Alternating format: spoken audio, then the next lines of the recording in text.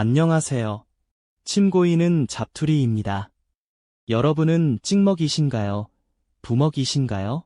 탕수육만큼이나 치열한 논쟁이 또 하나 있죠. 바로 만두입니다. 바삭한 군만두냐, 촉촉한 찐만두냐, 아니면 뜨끈한 국물의 물만두냐. 생각만 해도 군침이 도시죠? 우리는 배가 고플 때, 혹은 별미가 당길 때 만두를 찾습니다. 얇은 피 속에 고기와 채소가 꽉 차 있어서 한 입 베어 물면 육즙이 팡 터지는 그 맛, 싫어하는 사람을 찾기가 더 힘들 정도입니다. 그런데 여러분, 만약 제가 만두는 원래 음식이 아니라 매더선 이었다라고 말하면 믿으시겠습니까? 심지어 만두의 탄생 비화에는 사람의 목숨, 그리고 섬뜩하게도 잘린 머리에 관한 전설이 얽혀 있습니다. 오늘 우리가 파헤칠 음식은 바로 만두입니다. 단순한 분식이 아니라 동양 역사의 온갖 기이한 이야기들을 그 얇은 피 속에 가득 품고 있는 복주머니, 만두의 속을 낱낱이 갈라보겠습니다. 만두의 기원을 찾아 거슬러 올라가면 중국 후한 말기에 한 의사를 만나게 됩니다. 바로 의성, 의술의 성인, 이라 불리는 장준경입니다. 때는 기원 후 200년경, 아주 혹독한 겨울이었습니다. 장준경이 관직을 그만두고 고향으로 돌아가는데 강가에 사는 가난한 백성들의 꼬리말이 아니었습니다. 추위에 떨다 못해 귀에 동상이 걸려 귀가 썩어 문드러지는 사람들이 부지기수였죠. 장준경은 마음이 너무 아팠습니다. 그래서 커다란 솥을 걸고 처방전을 내립니다.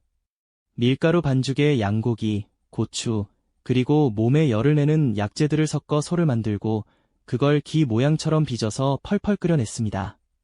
그리고 이 뜨끈한 국물과 떡을 사람들에게 2개씩 나눠줬죠. 신기하게도 이걸 먹은 사람들은 몸에 열이 오르면서 동상이 씻은 듯이 나았습니다. 당시 사람들은 이 음식을 귀를 치료하는 탕이라는 뜻의 거한교이탕이라 불렀고 그 모양이 귀를 닮았다 하여 교이, 자우이아어 라고 불렀습니다. 이 교이가 나중에 교자, 지에오지, 우리가 흔히 말하는 교자만두의 시초가 된 겁니다. 그러니까 우리가 지금 야식으로 먹는 이 만두가 원래는 가난한 이웃을 살리기 위한 따뜻한 동상치료제였던 셈입니다. 우리가 만두를 먹으면 속이 든든하고 따뜻해지는 게 다 이유가 있었던 거죠. 그런데 교자 말고 찐빵처럼 두툼한 만두, 맨투라는 이름에는 조금 더 살벌한 이야기가 숨어 있습니다. 삼국지의 영웅, 제갈량의 이야기입니다. 제갈량이 남만 정벌을 마치고 돌아오는 길이었습니다. 노수라는 큰 강을 건너야 하는데 갑자기 태풍이 불어 닥쳐 건널 수가 없었죠. 당시 남쪽 오랑캐들의 풍습에는 강신의 노여움을 풀려면 사람의 머리 49개를 잘라 제물로 바쳐야 한다는 무시무시한 룰이 있었습니다. 부하들은 포로들의 머리를 베어 제사 지내자고 했지만 제갈량은 전쟁도 끝났는데 더 이상 살생을 할 수 없다며 기발한 꾀를 냅니다. 밀가루 반죽으로 사람 머리 모양을 만들고 그 안에 소와 양의 고기를 채워 넣어 강물에 던진 겁니다. 그러자 거짓말처럼 태풍이 멈췄다고 하죠. 이때부터 남만 사람의 머리라는 뜻의 만두라고 불리다가 나중에 음식 이름이니까 먹을 변이 들어간 만두로 글자가 바뀌게 됩니다. 재미있는 건 중국에서는 지금도 이 구분이 명확합니다. 속이 없이 밀가루 빵만 있는 건 만두, 만터우, 우리가 아는 고기 속아든 만두는 교자, 자오쯔, 포자, 바오쯔라고 부릅니다. 하지만 한국으로 넘어오면서 우리는 속이 있든 없든 찌든 굽든 통틀어 다 만두라고 부르게 된 거죠. 제갈량의 그 가짜 머리가 한국 만두의 조상이 된 셈입니다. 그렇다면 우리나라는 언제부터 만두를 먹었을까요? 공식 기록은 고려시대부터 등장합니다. 그런데 이 등장이 아주 강렬합니다. 교과서에서 한 번쯤 들어보셨을 고려가요. 상화점 아시죠? 상화점에 쌍화 사러 갔더니 회회아비가 내 손목을 쥐더이다. 여기서 상화가 바로 만두입니다. 당시 만두 가게는 회회아비, 즉 아라비아 상인이나 위구르인들이 운영하는 핫플레이스였습니다. 노래 가사가 꽤 파격적이죠? 만두 사러 갔다가 썸을 탔다는 이야기인데 이걸 보면 고려시대에 이미 만두는 남녀가 만나는 힙한 장소에서 파는 인기 메뉴였음을 알 수 있습니다. 조선시대로 넘어오면 만두는 더 귀한 대접을 받습니다. 밀가루가 귀했기 때문이죠.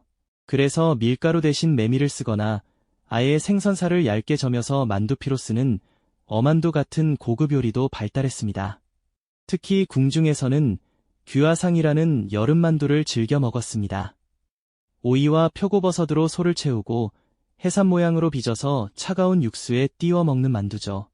우리가 흔히 만두는 겨울 음식이라고 생각하지만 우리 조상들은 여름에도 땀을 식혀주는 시원한 만두를 즐겼던 미식가들이었습니다. 만두를 만드는 과정을 한번 상상해 볼까요? 둥근 피에 소를 넣고 양쪽 끝을 맞물려 꼭꼭 눌러줍니다. 이 행위 자체가 바로 을 싸는 행위라고 합니다. 그래서 옛날 어머니들은 만두를 빚을 때 예쁘게 빚어야 예쁜 딸 낳는다라며 정성을 다하셨죠. 경기도나 강원도 지방에서는 설날 아침 떡국 대신 만둣국을 먹거나 떡만둣국을 먹는데 이게 다 새해의 복을 껍질 속에 단단히 가둬서 내 뱃속으로 넣겠다는 야무진 다짐입니다.